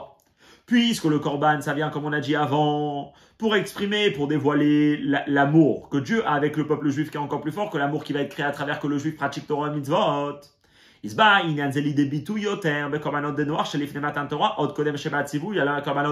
Donc, la meilleure manière d'exprimer ça, la, le meilleur moment dans l'histoire où cette idée-là s'est exprimée, c'était dans les corbanotes de Noach, quand la mitzvah du korban, quand le commandement et l'obligation du korban n'existaient pas encore. Chacun l'achar Matan Torah, par contre, après Matan Torah, à korbanot en imyan shel mitzvah, le korban, il devient une des 613 mitzvot. Velachen en nikar bahem begalouy, shehem lemala ma'peula de Torah.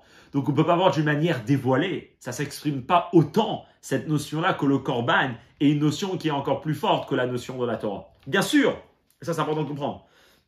Bien sûr que le korban, il a ça. Toute l'explication qu'on a dit ici, c'est pour comprendre qu'est-ce que c'est un korban après le don de la Torah. Que le korban après le don de la Torah peut pardonner les fautes qui ont pu être commises, la rupture qu'il a pu avoir entre le juif et Dieu, par ça qu'il n'a pas accompli la Torah. Donc bien sûr que c'est une notion qui existe après le don de la Torah. Mais c'est où qu'elle va être beaucoup plus dévoilée, c'est où qu'elle va s'exprimer d'une manière claire. Ça va être dans les corbanotes avant le don de la Torah, où il n'y a que ça qui existe. Il n'y a pas de mitzvah, il n'y a que le lien de Etzem de Dieu avec le Etzem du juif. Donc maintenant on comprend pourquoi le mot Tahor, il n'est pas écrit dans la Torah après le don de la Torah. Mais d'un autre côté, c'est la meilleure manière d'exprimer qu'est-ce que c'est un korban après le don de la Torah, parce que ça, c'est ce que le korban représente. Très bien. Mais la question, alors, le dernier point qui reste à comprendre, c'est pourquoi ici? Pourquoi quand on vient pour nous parler d'un enfant qui vient lire la Torah, ben on veut nous parler que la définition d'un korban, c'est Tahor. Et ça, c'est ce qu'on va comprendre maintenant, et ça va être un enseignement très très beau. Alpi kolanal yuvnu gam divrei midrash. Maintenant, on va comprendre aussi les mots du midrash. Matrinu les tinokot des Torah de Kohanim. On commence à lire avec les enfants dans le Sefer Vayikra. Pourquoi? Bikevan sheyavou teorim et itasku biteorim, pour que les purs viennent et s'occupent et ils sont en contact avec les théorim, avec les korbanot. Pourquoi à ce moment-là? Gimel azmani v'atkufot anal benogal ibnei Israël bichlalut. Aleph. Me'et matan Torah kasher bnei Israël kiblu v'kimu Torah mitzvot al pi tzivui Hashem. Bet. Mizman ha'avot asher kimu kol haTorah kula ad shelo nitna. Gimel ve'ot kodem lachen. Mizman Noach asher lo hayta rak shayachut leTorah al kol panim geder shel tuma ve'tahara kanal. On a vu que dans l'histoire, si on peut dire, du peuple juif, il y a eu 3 périodes. Il y a eu la période où la Torah a été donnée et la Torah devient une obligation, devient un ordre de la respecter. Il y a une période où la Torah n'est pas un ordre, n'est pas une obligation, mais on l'accepte quand même. Ça, c'est la période des Avot. On a une autre période où il n'y a rien de tout ça qui existe. Il n'y a aucune pratique de Torah ou mitzvot qui existe. Mais on a quand même un lien avec la Torah. Alors, un lien qui est très très fort. Parce que c'est un lien qui va exprimer le fait et l'essence de l'attachement qu'on a avec Dieu. Mais ces 3 périodes-là, qui sont des périodes générales dans l'histoire, en vérité, on peut les trouver chez chaque personne dans sa propre vie. Yesh lomar, shedugmatam negimel atkufot yeshnan bechol ish Israël. Aleph, leachar shenase bar bat mitzvah ou mechuyav bemitzvot. Bet, me'et shehigia lechinuch vekiyum haTorah v'amitzvot shelo ou ke'achana lizman chiyuvam. Gimel, od kodem shehigia lechinuch. כאשר ההנהגה דקיום התורה ומצוות אינה שייכת עדיין, אבל על כל פנים, בהיותו ילד יהודי, יש לו גם אז שייכות לתורה. ויתרה מזה, לא ניתנה התורה, בתורת ירושה, מורשה קהילת יעקב, אשר גם תינוק בן יומו יורש הכל, ויש לו שייכות לגדרי התורה. Magnifique.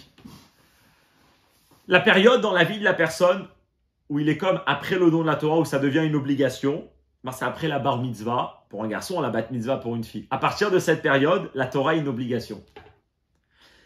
Et ça, c'est comme ça jusqu'à la venue du Mashiach. Et une période avant où la Torah n'est pas une obligation, mais on l'accomplit quand même pour se préparer au moment où ça va devenir une obligation. Ça nous rappelle dans l'histoire nos patriarches, les Avot. Quand eux, ils accomplissent la Torah qui n'est pas une obligation, mais ça va être une préparation pour plus tard que le peuple juif puisse faire Torah au mitzvot.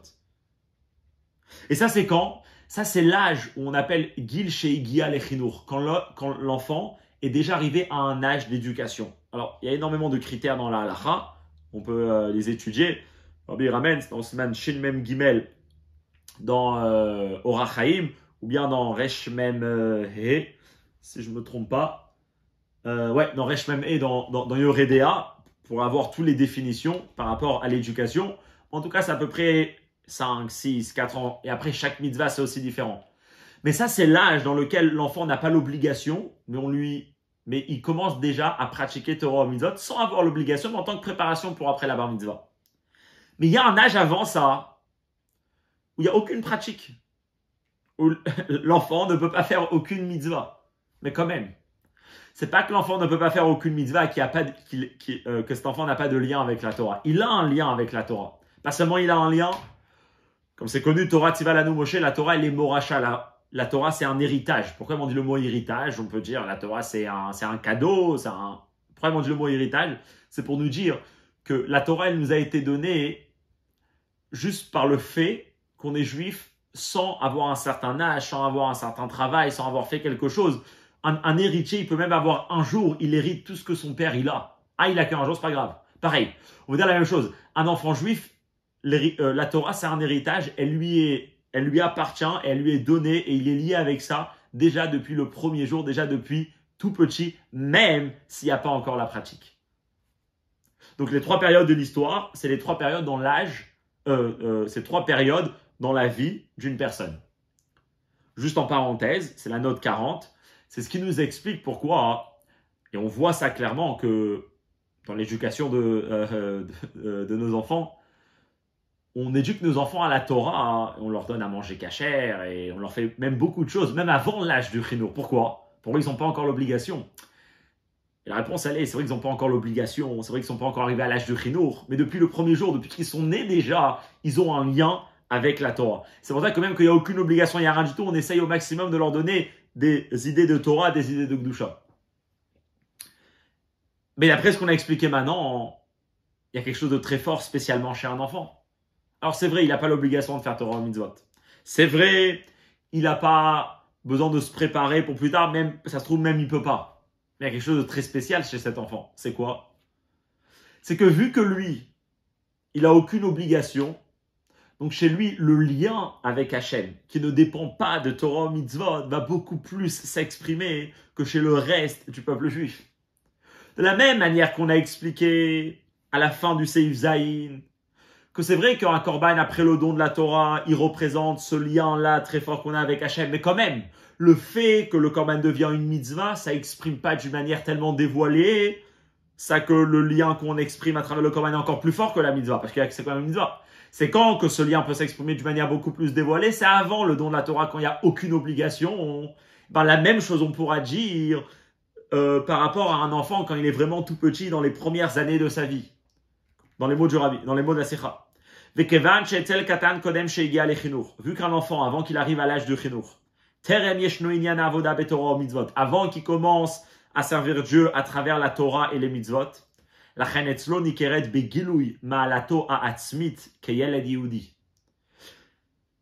qualité de l'essence d'un juif en tant qu'enfant juif chez lui est beaucoup plus dévoilée.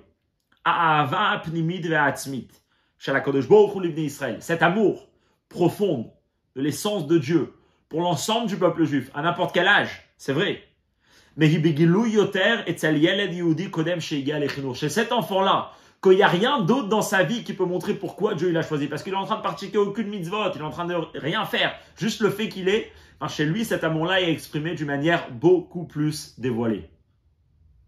Et ça, c'est la qualité d'un petit enfant. Maintenant, dans le Famriel, le Rabbi parle beaucoup de cet âge. C'est pour ça même déjà à cet âge, donner la Torah. C'est très bien que le Rabbi il a fait beaucoup de choses pour que déjà depuis le plus jeune âge, on éduque les enfants justement dans les choses de Torah, dans les choses de Gdusha. Parce que d'après ce qu'on explique, c'est spécialement dans cet âge où chez l'enfant, il y a une qualité spéciale qu'on ne pourra pas retrouver plus tard dans la vie. Le fait que dans sa vie, il n'y a rien d'autre à part ça, que Dieu il aime juste pour le fait qu'il est un enfant juif. Et ça va être le lien avec les korbanot. On va bien comprendre, bien sûr, c'est toute la sira. Pourquoi à cet âge-là, le fait de lire des korbanot, c'est le meilleur shidour, si on peut dire, entre cet enfant et lire les korbanot. Maintenant, on va comprendre.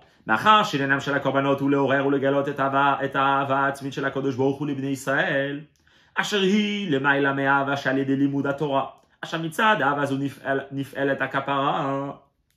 Vu que le but du korban, c'est quoi? C'est de dévoiler cet amour du Etzem de Dieu envers le peuple juif, qui est encore plus haute que l'amour qui est créé chez Dieu à travers ça qu'on accomplit ses mitzvot.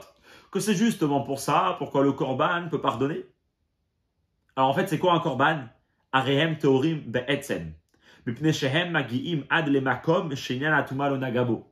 Comment le korban il peut avoir cette force? Parce qu'en vérité, le korban, il touche à un endroit qui est tahor. Mais une définition comme ça, alors il dit, pas pur parce que je me suis purifié de l'impureté, mais pur parce que l'impureté ne peut pas m'atteindre. Et c'est deux niveaux qui sont complètement différents. J'ai un lien avec l'impureté, je peux tomber, je peux trébucher, mais concrètement, j'ai réussi à garder ma pureté. Mais ici, le mot théorie, vu que ça pardonne les fautes, c'est un niveau de tahor qui a aucun lien avec le tamé. Pas seulement concrètement, même potentiellement. Ça, c'est la force d'un korban. Alors ça, c'est le meilleur shidduch avec qui? Avec les enfants. Parce que les enfants aussi, ça c'est la beauté d'un petit enfant. ולכן יבואו תיאורים ויתעסקו בתיאורים. היינו, שהתעסקות זו בתיאורים תהיה על ידי ילדי ישראל. C'est pour ça que les meilleures personnes pour s'occuper et pour étudier ces corbanotes, c'est qui? C'est ces petits enfants juifs. Asherhem théorie parce qu'eux, ils sont purs. Et pas seulement purs parce qu'ils se sont purifiés d'une faute. Mais comme Eforach betanchuma, enam yodim mautam chet ve'avon. Inyan achet ve'avon eno shayach bahem. Lefi she'etzlam meira begilui ahava atzmit shel HaKadosh Baruch Hu Israël. C'est pour ça que cet enfant-là, qu'est-ce qu'il a? Ben lui aussi, il a le même caractère. C'est quoi un enfant, comme il dit ici? Il ne connaît pas le goût d'une faute. C'est la même idée qu'on a dit tout à l'heure. C'est pas seulement qu'il n'a pas fait de faute, mais il ne connaît même pas le goût de la faute. Il n'a jamais été en lien avec le mal, avec des choses mauvaises. Pourquoi? Alors on peut dire, parce qu'il est petit, il n'a pas de conscience. Non. Parce que puisque l'amour de Dieu, il est envers lui tellement fort, c'est ce qui le fait que dans ces années-là de sa vie, il n'est pas du tout lié avec le mal. C'est vraiment des mots très forts. On peut apprendre parce que puisque c'est un enfant, il n'a pas la conscience, il ne peut rien faire. Donc c'est pour ça qu'il n'a pas Torah Obitot. D'ailleurs, ça c'est la raison, d'après la halakha, pourquoi il n'a pas les obligations. D'après le sens profond des choses. Qu'est-ce qui fait quand un enfant dans un si jeune âge, il n'a pas de lien avec tout, avec des choses qui peuvent être le contraire de Dieu? C'est parce que l'amour que Dieu a envers eux, il est tellement dévoilé à l'intérieur de leur être qu'il n'est pas... C'est pas seulement il ne fait pas concrètement, même potentiellement, il n'a pas de lien avec tout ce qui est le contraire de la sainteté. Et donc c'est pour ça que spécialement à cet âge-là, ils vont étudier les lois des corbanotes, puisque c'est ça aussi la notion du korban. C'est cette notion-là qui est beaucoup plus forte. C'est une pureté qui peut pas être diminuée, qui peut pas être brisée, mais c'est une pureté qui est be'etzem, quelque chose de tahor. Et comme ça, on finit une partie essentielle de la sikha. Maintenant, le rabbi va finir à répondre un point qu'on avait fait qu'on a étudié dans Seif Gimel. Alpi kolanal mouvan gamatam shedaf kainyan yavu teorim vetasku beteorim akriya betorat kohanim alede tinokot maftiar sheya olam omed. Maintenant, on va comprendre un autre point. Comment ça se fait que spécialement quand un enfant, il va lire les psukim du Sefer Vayikra, il va lire les lois du korbanot, c'est spécialement ça qui va ramener que le monde va tenir. Malgré que même quand un grand il le fait, c'est comme si qu'il ramène un korban. Mais pourtant, son korban qu'il amène, il n'est pas assez fort pour amener cette qualité-là. Qu'est-ce qu'il y a chez un enfant? Itaskut agdolim beparashat hakorbanot are ena maase. Elarak itaskut bemarshava vedibur. Kifi shemavaer Rabbeinu Hazaken. Shemarshava zu tfila avoda shebalev shekeneged korbanot vedibur hu talmud Torah de korbanot rulu. ועיקר עניין בית הלבושים דמחשבה ודיבור הוא לגלות את שכל האדם או את הרגש והמידות שלו. היינו, שלא האותיות המלבישות את השכל או את המידה הן העיקר, אלא השכל או המידה המלובשים באותיות. C'est une petite notion intéressante. Qu'est-ce qui se passe quand on a une personne, un adulte, qui va étudier les lois des corbanotes? Alors, il y a les mots, comment ils sont écrits dans la Torah, les corbanotes. Alors ces mots-là, ils représentent des idées, ils représentent quelque chose qu'on étudie. D'ailleurs, c'est quoi étudier les corbanotes? C'est quand la personne, elle va mettre sa pensée et sa parole. Alors, sans rentrer dans tous les détails, quand une personne, il va prier, ou quand une personne, il va étudier les lois des corbanotes, dans ces deux moments-là, c'est considéré comme s'il offrait un korban. On sait très bien que la prière de tous les jours, c'est comme un korban. Et quand on étudie les korbanot, c'est comme un korban. C'est pour ça que dans la tefila, hein, on lit le matin, tous les matins, les chapitres, les paragraphes de la Torah qui racontent les korbanot, le korban tamid, etc. Et pareil, on va aussi prier. Parce que c'est les deux manières aujourd'hui en exil d'offrir un korban. Qu'est-ce qui se passe quand une personne, il étudie sur les korbanot, quand une personne, il prie, qui va représenter les korbanot? Alors, il y a les mots qu'il a lus de la Torah. Mais quand une personne, elle étudie, l'essentiel, c'est pas les mots qu'il est en train de lire. L'essentiel, c'est qu'est-ce qui est en train de se passer à travers les mots. Comme il dit l'exemple, oui. Il y a une personne qui a compris quelque chose. Donc, à travers la pensée, il va réfléchir à cette notion. Les mots qu'il va avoir dans sa pensée, ils ne sont pas tellement importants. Quels mots il va avoir? L'essentiel, c'est qu'il sait réfléchir. Pareil, une personne, il a un certain sentiment et il veut le mettre dans les mots. Ce n'est pas les mots qui sont importants, c'est surtout est-ce qu'il va réussir à transmettre ce sentiment. En fait, il y a des mots, mais ce qui est le plus accentué ici, ce n'est pas les mots, ce n'est pas les lettres, ce n'est pas le son qu'on est en train d'entendre, mais c'est surtout, si c'est une idée qui est partagée, c'est la tête qu'on c'est la tête qu'on est en train d'entendre, l'idée qu'on est en train d'entendre à travers ça, ou c'est l'émotion, si on est en train de partager une émotion qu'on a dans le cœur. Alors il dit comme ça. Donc quand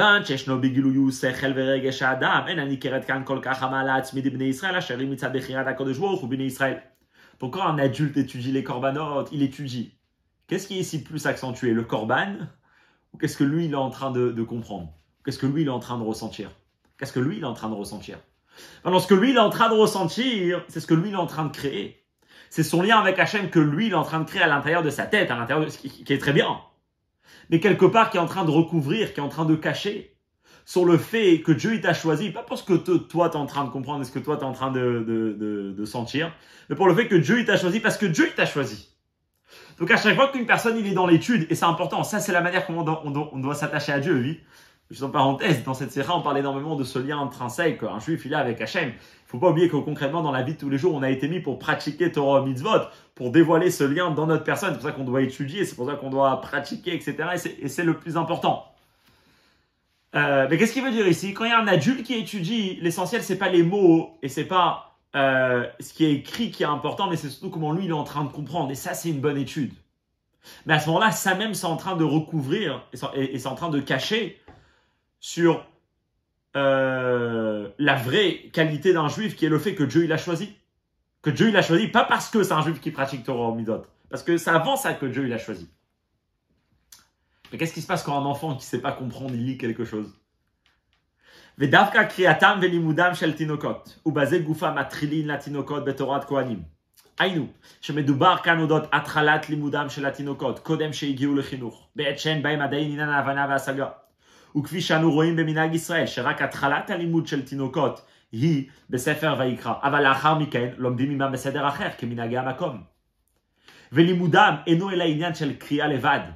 העיקר בזה אינו תוכן הדיבור, אלא עקימת השפתיים של הקטנים. Qu'est-ce qui se passe quand un enfant il vient pour lire les psukim de Torah de Kohanim, et comme c'est dit, on commence à lire avec lui. De quoi on parle en vérité? L'enfant, on va commencer à lire avec lui les psukim du Sefer Vaikra. Mais plus tard, il rentre au Gan, il rentre au Cheder, il rentre dans n'importe quelle école, il rentre au Talmud Torah, etc. Qu'est-ce qu'on va donner à cet enfant? On va commencer à lui étudier Bereshit bara Elokim. En vérité, tout ce qu'on discute dans la Sikha, c'est quelque part, c'est quelque chose un peu de spirituel. C'est bien de lire avec lui le début du Sefer Vaikra. Si on peut dire, il n'y a même pas une étude à ce moment-là, parce que peut-être que l'enfant, comme on a dit, il n'est pas encore au niveau de comprendre. Dans l'histoire du Tzemar Tzedek, et c'est clair, a priori dans la Sikha là-bas, le Rabbi dit c'est quelque chose qui doit être fait à 3 ans. Il y a différentes coutumes, a priori ça a l'air qu'il faut être fait à 3 ans, parce que déjà à 5 ans, peut-être c'est déjà le moment où l'enfant commence à comprendre. Mais si on n'est pas dans ça, parce que si on veut dire que la qualité essentielle, c'est que quand l'enfant ici, il étudie, la seule chose qui est en train de s'exprimer, c'est les mots qu'il est en train de dire. Les mots sans même, les mots sans aucune qualité personnelle de l'enfant. Parce qu'à ce moment-là, il comprend pas, il comprend vraiment très vite fait, mais uniquement le minimum du minimum. Et donc, sa tête ou ses émotions ne sont pas mélangées dans ce qu'il est en train de faire. Alors ça, c'est la meilleure manière, comment réveiller chez Dieu cet amour qui dépend de rien, mais uniquement du fait que Dieu s'est attaché avec nous. Nidavar ze דווקא, מעורר ומגלה אהבה עצמית של הקדוש ברוך הוא, על דרך הנ"ל סעיף ו' שבחירת הקדוש ברוך הוא היא בגוף דווקא. C'est spécialement ça qui va réveiller chez Dieu l'amour intrinsèque qu'il a avec nous. De la même manière qu'on a dit, basé sur le Pérec, même tête de Pérec 49 du Tanya, dans lequel là-bas on dit que Dieu il a choisi le corps. Pareil ici, la seule chose qu'il y a, c'est des lèvres qui sont en train de dire des mots des corbanotes. Quand un enfant, à l'âge de 3 ans, il le fait. Alors maintenant, on comprend pourquoi ça peut être un korban parfait. Parce qu'il n'y a rien d'autre que le korban. Quand un adulte il va étudier, il y aura autre chose, comme maintenant on est en train de faire, on étudie une secha, il y a notre tête qui est bien à l'intérieur. Okay, donc il y a autre chose qui est transmise. Et c'est important de la voir aussi. Mais quand on veut savoir où on peut retrouver aujourd'hui, après la destruction du temple, un korban, et purement un korban, d'une manière dévoilée ça va être, parce que bien sûr que même quand un adulte il étudie, il y a aussi cette qualité intrinsèque que Dieu il a avec le peuple juif, mais elle est cachée par les valeurs et les qualités personnelles de chacun. C'est où qu'on pourra avoir un fait dans lequel on pourra avoir uniquement et purement un korban, sans aucun mélange de rien du tout, comme les corbanotes d'avant le don de la Torah. C'est spécialement quand un petit enfant, à l'âge de 3 ans, il va lire les psukim du Sefer Vaïkra. Et donc c'est pour ça que c'est spécialement lui qui peut amener l'impact du korban qui est Vehi hamavtecha sheyer olam omed. C'est spécialement cette lecture de cet enfant qui peut ramener que le monde va tenir, parce que c'est spécialement à travers cet acte qu'on peut avoir un korban même aujourd'hui, après que le Beth Amikdash a été détruit. Et donc, de là l'importance des enfants. Donc ça c'est la sikha. Donc en fait, si on voit un peu le fil conducteur de la sikha, c'est bien sûr c'est pour comprendre qu'est-ce que c'est un korban, mais c'est aussi surtout pour comprendre quelle est la qualité d'un enfant, surtout un enfant quand il est très jeune. C'est quelque chose qu'on va garder même quand on va grandir. Mais juste que des fois les qualités pas superficielles, les qualités de la personne, les dons de la personne, les talents de la personne ou les choses que la personne a vont quelque part cacher. Et donc c'est où qu'on peut le voir d'une manière dévoilée, cet amour qui est uniquement pour le fait qu'on est juif et uniquement pour le fait que Dieu il a choisi le peuple juif. C'est spécialement chez les petits-enfants, et plus précisément quand ils vont lire les petits-enfants ce début du Vaïkra. Ça c'est toute la base de la coutume. Et donc bien sûr, c'est pas seulement qu'à ce moment-là, il y a une qualité, mais c'est quelque chose que chez les petits-enfants, on peut voir dans tous les domaines. C'est pour ça que le rabbi finissait de beaucoup agir et encourager, et nous-mêmes, et les personnes autour de nous, dans l'éducation des enfants.